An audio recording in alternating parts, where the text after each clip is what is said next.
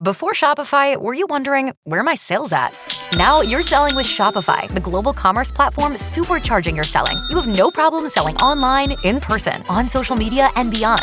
Gary, easy on the cha-ching.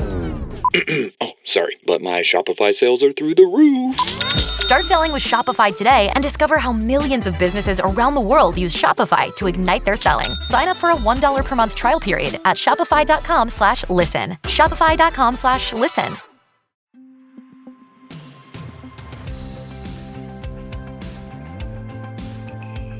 Hey, it's Kim Komando today, your daily podcast to keep you up to date with all things digital and beyond. And I'd love to have you be a part of our podcast. You can make an appointment to speak with me. Just head over to Komando.com, and on the top right, there's a button that says Email Kim. Fill that out, and that's it. I have the cleanest floors. I have never had floors that actually sparkled.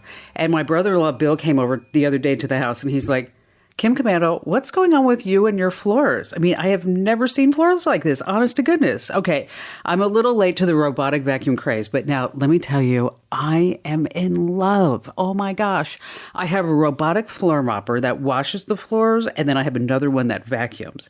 And I have them all working with Alexa. So I say, Alexa, tell the Roomba to vacuum. And she says, yeah, certainly. Would you like the floor to be washed afterwards too? Very futuristic. Okay, I will tell you that the Roombas take a while to map out your house, but when it's all done, your floors are washed and they're vacuumed. Roomba room. Oh, yes, I know that was really bad. Hey, listen, welcome. I promise you it's going to get better. I'm national radio host and USA Today columnist Kim Komando here with you. And because tech never stops, we've actually expanded my successful weekend radio show about all things digital to weekdays.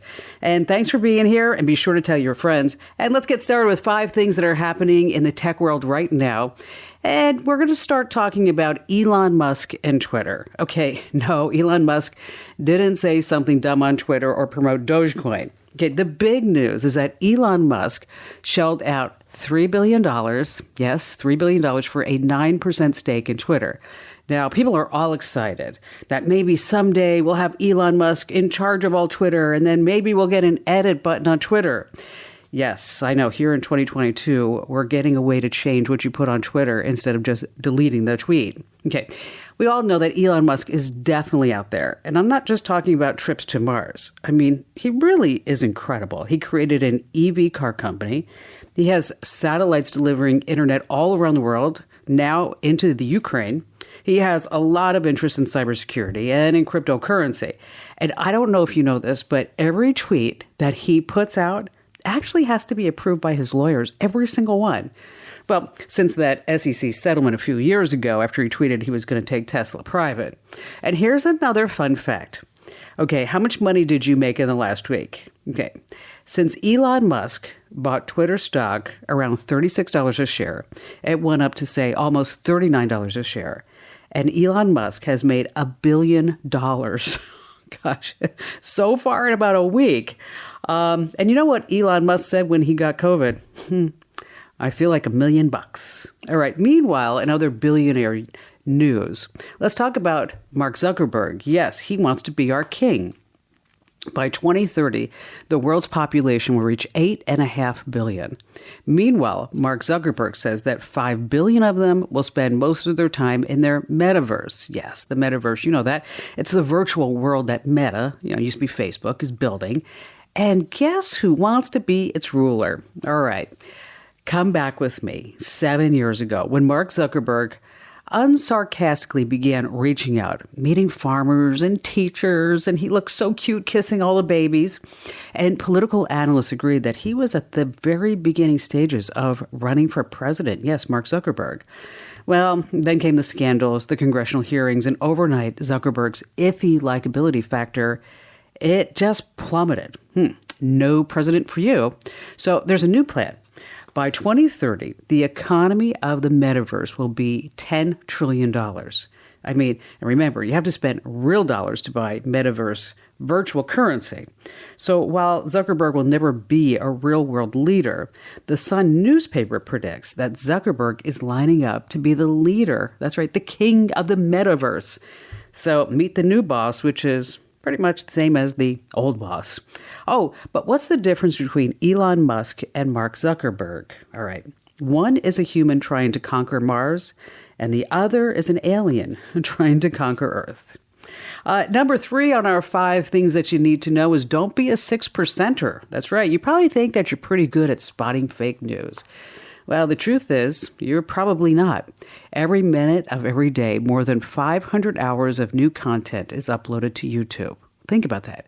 Every minute of every day, 500 hours. Okay, also in a minute, 5,000 videos are being watched on TikTok.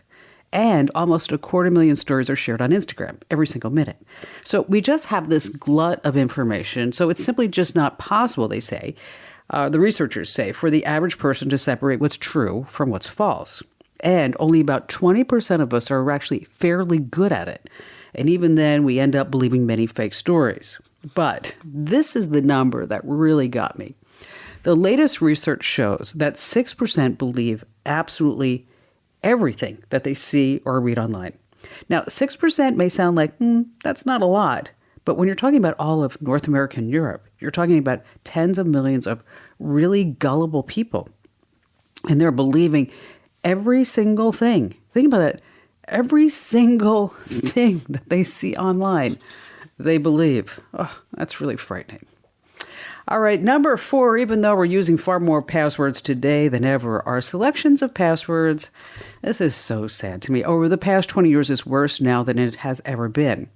Now, this report comes from a London tech company. They analyzed over 100,000 breached passwords from UK's National Cybersecurity Center.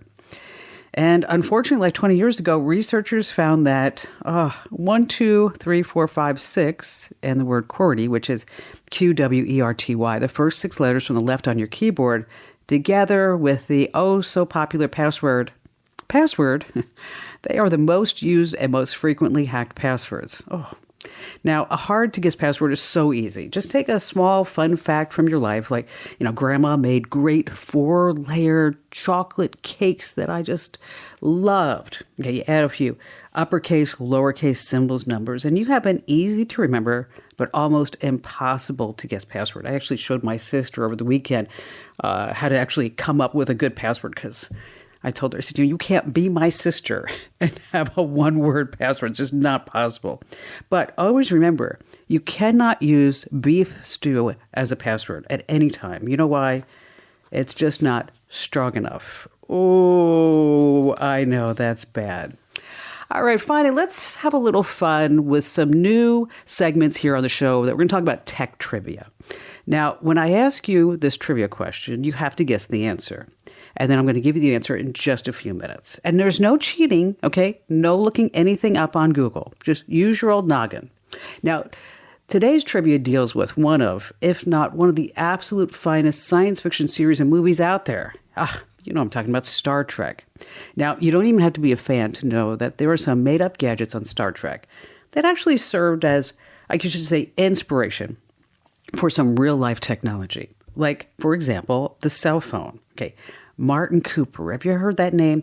He is often called the father of the cell phone, and he was the longtime research and development director at Motorola. He's really a fantastic guy. I had the chance to interview him not too long ago. He's amazing, and he's like 90 years old. He looks like and acts like he's like 30. Anyway, Martin says that he was directly influenced by, he says, the handheld communicators on Star Trek. And he developed the world's first cell phone in the early 1970s. Now, that was the Motorola Dynatac. Okay. It didn't look anything like a communicator at the time, but flip phones would have certainly come later. By the way, you can get this podcast, this interview that I did with Martin over at, say, Apple, Google, wherever you get your podcast. Just search for Komando with, of course, K.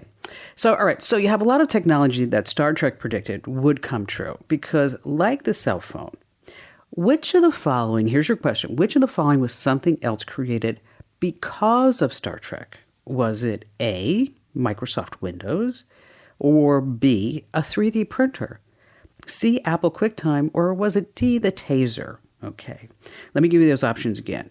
Which came from Star Trek? Windows, a 3D printer, QuickTime, or a taser?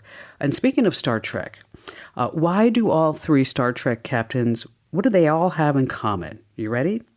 They all have 3 ears, a left ear, a right ear, and the final frontier. All right, that answer is going to come up in just a few minutes, so stay tight. And all right, coming up, we have your phone calls as well as some great tips that you don't want to miss. How some changes are coming to some streaming services big time, and we are going to tell you about a Facebook setting to stop their nasty tracking. And of course, we have that answer to the trivia question, so stay right where you are.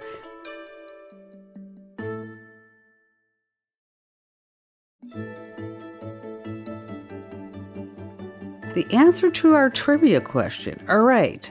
Which of the following was something created just because of Star Trek? Was it Windows? Was it 3D printer? Was it Apple QuickTime? Or was it the taser? Okay. Are you ready for the answer? Well, there was this Apple engineer by the name of Steve Perlman, and he was watching Star Trek: The Next Generation. And then he saw one of the characters using a computer, that's right, to listen to several tracks of music simultaneously. And he thought to himself, hey, I'd like to be able to do that too. So back in 1991 came QuickTime. That's the answer. That lets you compress and store your music and video, kind of set the stage for MP3s and, of course, that ever so popular iPod. And, QuickTime works on Windows too, but just not as good because to sound the best, it needs to be on a Dell. Oh, I know. That's really rough. And how about we start this with Paula? Hello there, Paula. Glad to have you with us. How can I lend a hand? Hi, hello to you. I have a unique question. I have a 15-year-old that is very good at gaming and streaming of that sort, and he is starting to get into the money side of things. However, he is 15 years old, and these kids do stuff like put their test scores into binary and share them. They can go into each other's strangers' computer and shut it down. Now, he uses a free VPN, but he's got his tagged to the sheriff's department. I won't say which one. So I'm looking at all this stuff, and I'm in horrors. No. So I'm trying to figure out, one is how am I going to keep us safe to where we don't end up getting that knock on the door, or somebody with even more mad skills than he does will end up going into our information, because everything's routed through me as the master. I have one question. You're talking about he's getting into the money side. What's he doing with that? Is he making money on this? He is beginning to start to make money. He's only made, they had offered him money before, and I said no. When they wanted my driver's license, I said, not going to happen. I would not be comfortable with this either. I mean, it's because the thing is that once, so conceptually, once they get in some way that they can tunnel their way all around and maybe get into some sensitive and private information, your financial information, your banking, whatever else it may be, right? Right. So, absolutely. So, number one for you is I want to make sure that whatever computer that you're using on this network, I want you to really make sure that this thing's locked down, okay? Okay. Make sure that you have two-factor authentication set up on all of your accounts. I want to make sure that you have a firewall, router, everything. Again, it has all your Windows system has all the updates. You're using good security software. And I would be inclined to have him set up his own network. Okay. Okay. So he has his network. You have your network, and a lot of routers will let you have two different networks. Okay. And if not, I'll find you a router. I'll point one out on Amazon that I recommend for you, which I'll do that for you anyway. And so that this way we have everything separate, because I want to make sure that whatever he's doing, that it doesn't affect you. It may even be where, I know this is going to sound strange, where he has his own internet connection. And so you have different IP addresses, right? So yeah, you just had better make more money than that. Well, $5 here and there. But I can foresee it's going to be more because he really is that good. Well, a lot of kids are good, but it's almost like playing football, right? You got a lot of kids playing football, but you only have one star quarterback. There's only one Tom Brady. So I'm not saying that a lot of these kids won't do well, and maybe I'm not saying that your son might not do well, but I just want to make sure that he has realistic expectations, and so do you. As he starts gaming, that you may get calls from agents, okay? Okay. And the agents will tell you, we want little Johnny to move to Hollywood or wherever it may be. And we're going to rent a 10,000 square foot house. And he's going to live there and he can game all day. And we'll take care of his rent, his food, and expenses. We just want 50% of all of his earnings. Okay. So those type of things are popping up. Some are legit. They are. Some are legit. Some aren't. Just make sure that you really do your homework. You really do. But there are kids that are making a lot of money. And some of these homes, it's really interesting to me, Paula, that they treat these kids like real athletes. That they get up in the morning and they have to exercise. They've got to do this. And then they game 8 hours. But in between, there's chefs and massages and, And I mean, I've looked at it and at some of these places myself because I've had a chance to visit a few. And I'm like, you know what? It's not bad. Okay. I mean, it's not bad. Pretty good. So anyway, bottom line here is that we're going to need to make sure what you have is completely separate from your son. And I'm going to write this up as a tip. And do you get our tip newsletters? Okay. Do you get those? Do. Okay. So what I'm going to do is let me write. I've been watching you since, excuse me, I'm sorry. So I've been listening to you for a very long time. Well, thank you, Paul. Even when I was in college for computers, you beat me to it. I'm 2 years old. Oh, that's all right. Okay, so here's the deal. So I just want to make sure that we have all of our P's and Q's, and I just want to make sure that everything's on the up and up. And I'll give some tips for your son as well, because we want to make sure that he has his Microsoft, Amazon, Steam, his Oculus Pin, his Discord, his Twitch, his what I'm going to do is going to write that up as a tip because this is really a lot of stuff. Can't give away a lot of step-by-steps on the radio, that's for sure. And if you don't already get our newsletters, be sure that you subscribe. Go head over to komando.com/subscribe. All right, still to come this hour, we have a Facebook setting I'm going to tell you about to stop their nasty tracking. We've got ads coming to streaming services. Speaking of that, and here you thought you were getting rid of all the ads when you went to streaming. You cut the cable, but where are the ads? They're there. We have that and more coming up on Kim Komando Today. Before Shopify, were you wondering, where are my sales at? Now you're selling with Shopify, the global commerce platform supercharging your selling. You have no problem selling online, in person, on social media, and beyond. Gary, easy on the cha-ching.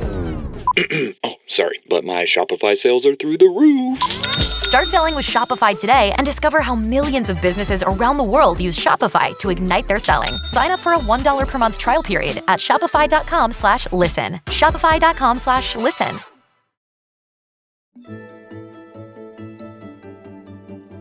You know, I just talked about taking an old television and bringing it into the digital age. And I don't know if you notice, but ads are starting to come to these streaming services big time. I'm talking about real 30-second commercials and 60-second commercials interrupting your shows.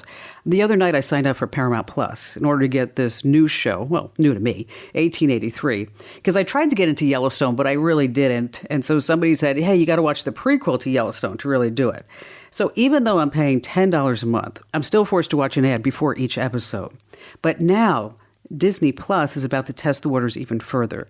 They believe that 100 million new customers will pay a few dollars less each month to watch Disney Plus programs, but they're going to have commercials. That's right. So unlike regular TV, you're not going to be able to fast forward through these commercials. But it always reminds me of the most expensive streaming service ever, especially over the last couple of years. And I know this because I have a son that goes to USC.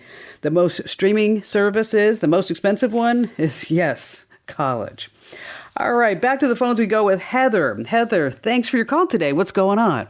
I originally found your show in Denver, Colorado while driving home from work, so I'm a big fan. Oh, thank you. And my question is,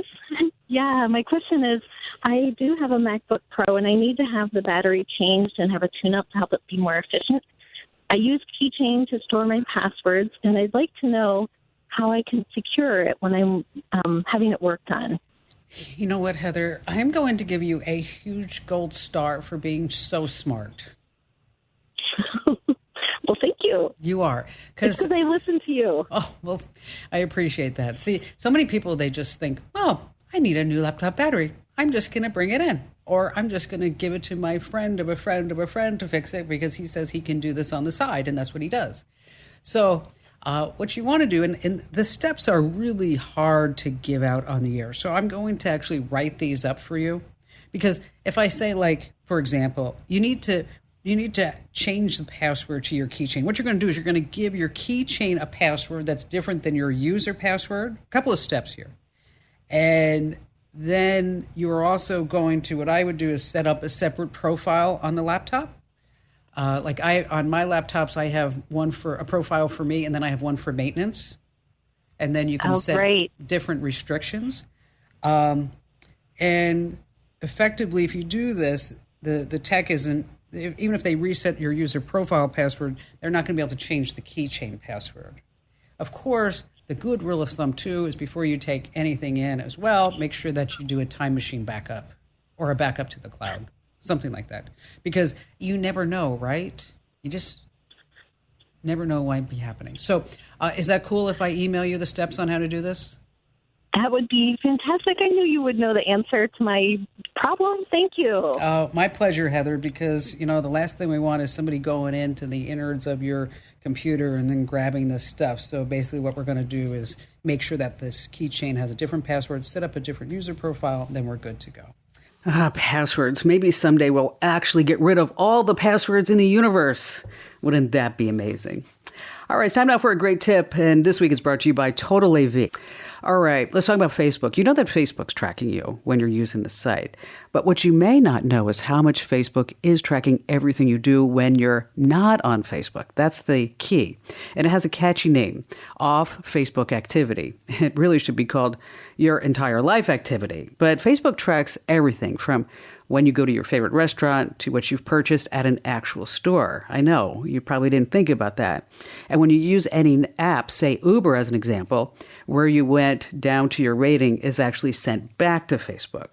But if you stay logged into Facebook on a device, all bets are off. Every single thing that you do is sold to Facebook, who can then sell that data to most likely a marketing company and who knows who else. So go nuclear.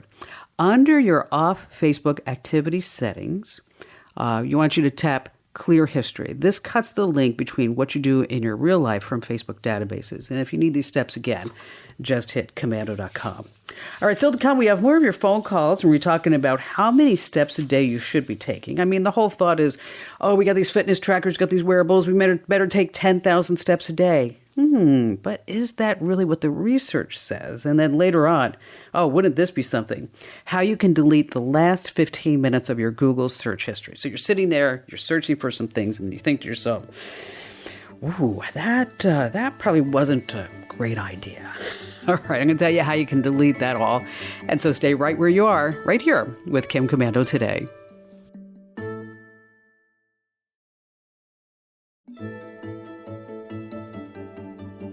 If you're not already getting the Kim Komando Show newsletters, you're missing out. You want more tech smarts? I know that. So head over to Komando.com. I'll spell that for you. Komando. Head over to Komando.com/subscribe. And that's where you can pick the newsletters that you want. So if you're on Windows, pick that. Android, Apple, making money, saving money, small business, travel, whatever it may be. We also have these wonderful breaking security alerts that you don't want to miss. So head over to Komando.com/subscribe and then pick the newsletters that you want.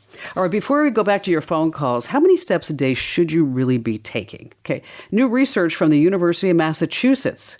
The latest numbers show that people who walked at least 7,000 steps per day on average were 50 to 70% less likely to die of any cause for the next 10 years compared to those who took fewer steps.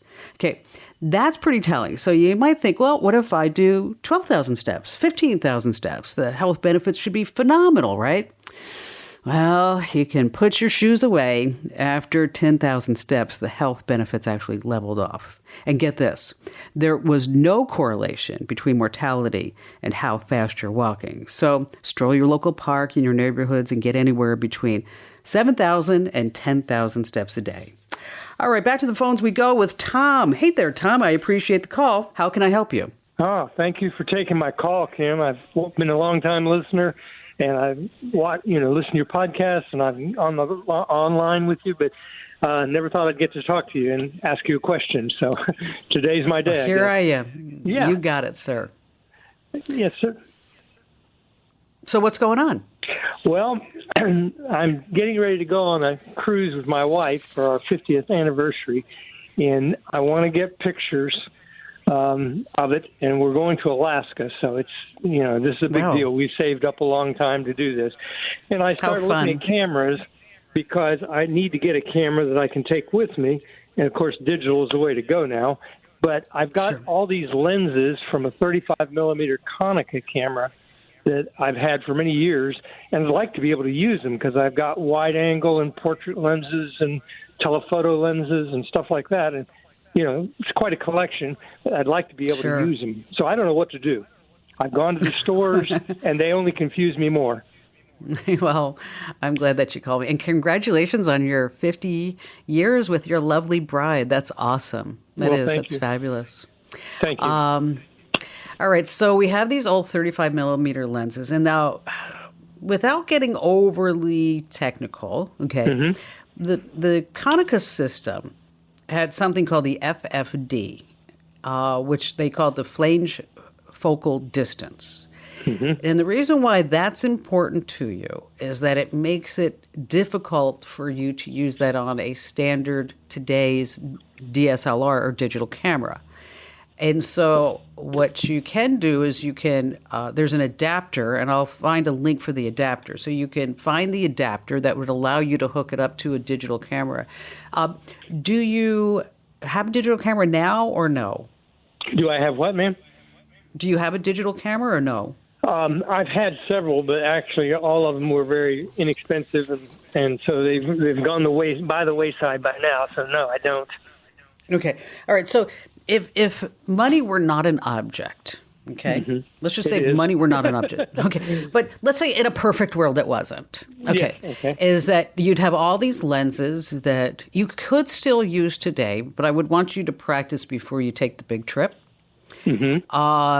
And because I want to make sure that the mounting and the distancing is correct. And keep in mind, all this is going to be manual, not automatic. Okay. And so you're going to have to find an adapter. And then you're going to have to buy a digital camera to use with these lenses. And probably the best one would be one made by Sony. It's called an Alpha A7 because it allows you, and it uses interchangeable lenses, and it's a mirrorless camera that would work with these Konica lenses. And the cost for said digital camera is $1,600. Ooh. Okay. As an option, if you wanted to do that, instead of buying the camera, you still have to buy the adapter. But there's a website where you could rent this particular camera for about $120. You could rent it for about $120 for a week. Really? Okay. So you've got different options. Now, if you didn't want to use these lenses, of course, you could find a really good, decent mirrorless camera from Sony. I have a good one from Fuji. And again, you're not going to be able to use the lenses, but it's going to do video and panoramic shots, and it has modes for a kind of almost telephoto and portrait. And this way you could focus a lot of your time on your bride and the trip without saying, honey, can you just stand there one more time? Because I don't think I have the right lens. Well, and maybe most of the stuff that I want, because I'm a big photographer. I used to be more into it than I am now, but most of what I want is probably built into the camera anymore. And I don't need panoramic lenses, and I don't need all of the different things that I've used in the past because they weren't available. So, and you'd recommend a mirrorless? Yeah, let me come up with a list of 3 different cameras for you. Okay. Can you give me an idea of your budget? Well, I don't know. I mean, I had the first things I looked at were $500-$600, and I could figure out in a hurry that wasn't going to do it. So I'm hoping to get in between $1,000 and $1,500. Okay. Now, keep in mind, if you could actually rent a really good camera for $110. I mean, because you said if you were really into photography, maybe instead of buying something that you're not going to use again and you don't really want, maybe it might be worth renting a camera for a week for $150 instead of spending $1,000. It's totally, but see, that's your call. That's totally your call. So let me do this. Let me give you a link to where you can You can rent cameras and lenses. It's in case you want to check it out before I put this together for you. It's at borrowlenses.com. Once again, that's borrowlenses.com. And then I'll put a list together of 3 decent digital cameras for you, and I'll post that over inside the Komando community, which is, of course, komando.com/community. And on the left-hand side, there's a link that says the Q&A forum. And thanks for your call today, Tom, and have a great trip with your wife. Hey, speaking of digital photography, this is really interesting to me. I don't know if you know this, but in this age of digital photography, thousands of professional and semi-pro photographers, they are actually still using film. That's right. You know, all this digital photo editing software comes with filters to make those super sharp images look as though they were shot on film. But they say there's something about the film image itself that seems more pleasing. I mentioned like audio enthusiasts. They insist that the sound that you get from Google or Apple or wherever you're getting your online music, it's just not as good as the sound from vinyl records. And it's better than digital music. After years of steady decline, it's hard to believe, wow, listen to this, that film usage, it's on the rise. And it's about to get even more expensive. Fujifilm, they produce most of the world's photographic film. I mean, yes, it's still out there. And they had a report out this past week that their costs for film, photographic paper, and the chemicals, yes, the chemicals, remember those, to develop it all, they're just spiraling upwards, anywhere from 20% to 60%. Now, they're saying some of these rising costs are because of silver. And then regardless of which side of the political fence that you're on, a lot of it's just due to plain old inflation. So, yes, film is actually still being used. And it's rising, much like vinyl record sales, which I don't know if you've ever been on eBay lately looking at vinyl records, that they're just all over the place. As a matter of fact, if you're looking for vinyl records, just total segue, sorry about this, is that if you go to shopgoodwill.com, that's right, shopgoodwill.com, you can always find all kinds of vinyl records, even 78s, 45s for sale right there on the site. All right, still to come this hour, I'm going to tell you how you can delete, this is an insider secret, how you can delete the last 15 minutes of your Google search history, because I know you've done it. You've typed a few things in, and then later on you think to yourself, that was probably not a good idea. All right, let's talk about Google. Have you ever typed a search phrase into Google that you would be embarrassed to admit? And you'd be like, oh gosh, I hope nobody sees what I did. Well, there's a new way to make those searches just disappear, or as I like to say, they go into the intergalactic bit bucket. And I'm sure you Google search a lot of mundane things most of the time. But what if your search is something that you don't want to have tracked to your name?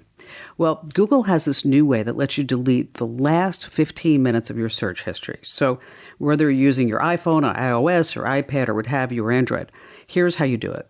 You tap your profile photo, and then under search history, yes, there it is. There's a new option that says delete the last 15 minutes. Bingo! Tap that, and immediately your search history time travels back on whatever device you were using and wherever you are logged into your account. Now, of course, with Google, there's always a few caveats. There is no option to delete your last 15 minutes if you're using the web. Yeah, really, why not? Apparently, this option is only available when you're using the Google app on your phone. And, of course, the other big caveat, I'm sure you're wondering, like, if I delete the last 15 minutes of my search history, is it still on Google's server somewhere? Okay, you're smarter than that. Even if you delete it from your search history, I'm sure it's on Google's servers someplace.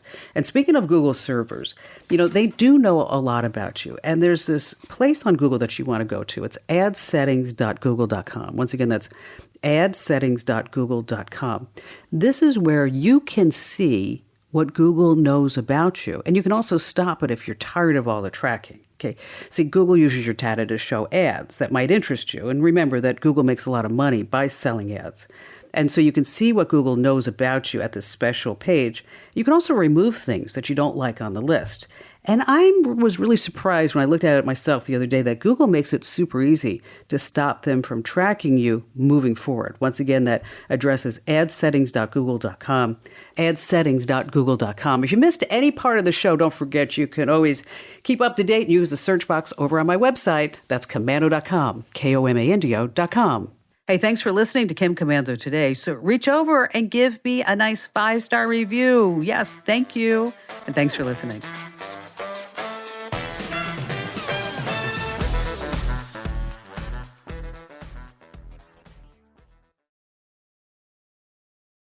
Shopify helps you sell at every stage of your business, like that "let's put it online and see what happens" stage. And the site is live. That "we opened a store and need a fast checkout" stage. Thanks. You're all set. That "count it up and ship it around the globe" stage. This one's going to Thailand. And that "wait, did we just hit 1 million orders" stage. Whatever your stage, businesses that grow with Shopify. Sign up for your $1 a month trial at shopify.com/listen.